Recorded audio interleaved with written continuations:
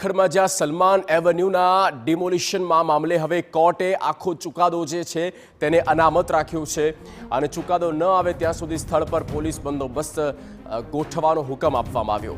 ચુકાદો ન આવે ત્યાં સુધી ગેરકાયદે બાંધકામના ઉપયોગ પર પ્રતિબંધ રહેશે।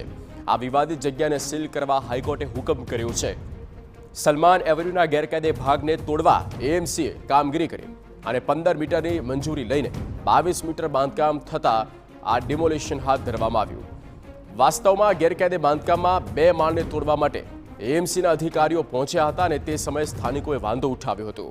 સંવાદદાતા રોનક વર્મા ફોન ઇન પર। જી રોનક, આજે વહેલી સવારથી જ અમદાવાદ મ્યુનિસિપલ કોર્પોરેશન અને પોલીસના જવાનોની મદદથી એક જે બિનઅધિકૃત ગેરકાયદે બાંધકામ હતું તેને તોડવાની કામગીરી શરૂ થાય તે પહેલા વિવાદમાં આવી હતી અને આ સમગ્ર મામલો ગત રાતથી જ ગુજરાત હાઈકોર્ટમાં અર્જન્ટ હિયરિંગ સ્વરૂપની માંગ સાથે મૂકવામાં આવ્યો હતો, જેમાં આજે સવારથી જ આ જે મામલો છે તે ચર્ચાનો વિષય બન્યો છે। સમગ્ર મામલે જ્યારે સુનાવણી શરૂ થઈ ત્યારથી લઈને એએમસી વતી ગુરુશરણ વિર્ક જે સરકારી વકીલ છે તેમના દ્વારા રજૂઆતો છે તે કરવામાં આવી હતી।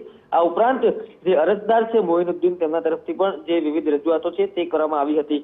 અનેક વર્ષ જૂનો અંદાજિત 6 થી 7 વર્ષ જૂનો આ કેસ છે, જેમાં સમયાંતરે કાર્યવાહી થઈ છે, પરંતુ યોગ્ય પુરાવા છે તે અત્યાર સુધી નથી મૂકવામાં આવ્યા તે પ્રકારની પણ સરકારી વકીલની રજૂઆત રહી છે। આ ઉપરાંત જે બિલ્ડર છે તેમના દ્વારા જે નોટિસ આપવામાં આવી છે તેનો અનેક વખત ભંગ પણ છે તે કરવામાં આવ્યો છે। સીલિંગની કાર્યવાહી થઈ છે તો સીલિંગ પણ તોડી દેવામાં આવ્યું છે તેવી રજૂઆત છે તે સરકારી વકીલ દ્વારા કરવામાં આવી। ત્યારે બંને પક્ષે ગુજરાત હાઈકોર્ટ દ્વારા જે દલીલો છે તે સાંભળવામાં આવી છે અને ચુકાદો અનામત મૂક્યો છે, પરંતુ જ્યાં સુધી ગુજરાત હાઈકોર્ટનો અંતિમ હુકમ ન આવે ત્યાં સુધી બિલ્ડિંગની કોઈ પણ પ્રકારની પરવાનગી વિના એટલે કે વાપરવા માટે જ હાઈકોર્ટે મનાઈ ફરમાઈ છે।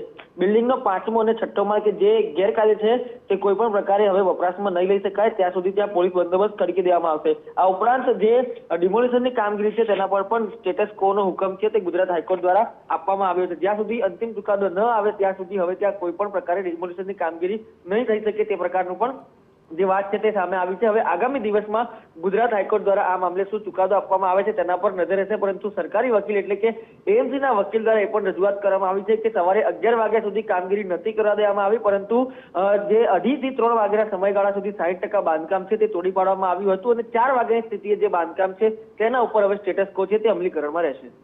ઓકે રોનક, આભાર તમામ માહિતી માટે। તો ડિમોલિશન દરમિયાન કોંગ્રેસના ધારાસભ્ય ઇમરાન ખેડાવાલાએ ઘટના સ્થળે પહોંચી કામગીરી સામે સવાલો કર્યા કે એએમસીએ બિલ્ડિંગ બને તે પહેલા કાર્યવાહી કરવી જોઈતી હતી, પણ અધિકારીઓની મિલીભગતના કારણે બિલ્ડિંગ બની હોવાનો પણ ધારાસભ્યએ દાવો કર્યો છે। ગેરકાયદેસર હોય તો સરકાર લોન કેવી રીતે આપી? અમને લોન આપી એટલે જ કે તો કાયદેસર હશે તો જ અમને લોન આપી હશે ને, પછી આ લોકો કેવી રીતે ગેરકાયદેસર કે છે? આ લોકો એમને હમણાંથી નથી, આ 10 વર્ષથી બનેલો છે, કંઈ હમણાં હાલનો બનેલો હોય તો તમે લોકો કહો કે ગેરકાયદેસર છે। મારે મધરને ચેસ્ટ પેઇન થયું છે અને એમણે દવાખાના 108 જોડે મોકલ્યા છે। હવે આ લોકોએ અહીં તંત્ર કંઈ જોતા જ નથી, કોઈ મરે જીવે એમને કોઈ ખ્યાલ જ નથી।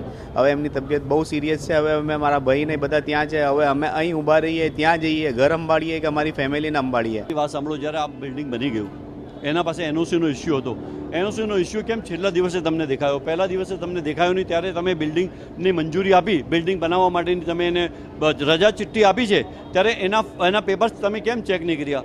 આ કયા અધિકારીના સમયમાં આ બિલ્ડિંગ પાસ થયું હતું? ત્યારે તમને લાસ્ટમાં ખબર પડી કે આ બિલ્ડિંગના ઉપર જે એનઓસી લાવ્યા છે એ ડુપ્લિકેટ છે। હવે ડુપ્લિકેટ એનઓસી તમે અત્યારે પકડી છે, બરોબર, તો એ અધિકારીઓ પર બી એક્શન લેવાની જરૂર હતી, કેમ તમે?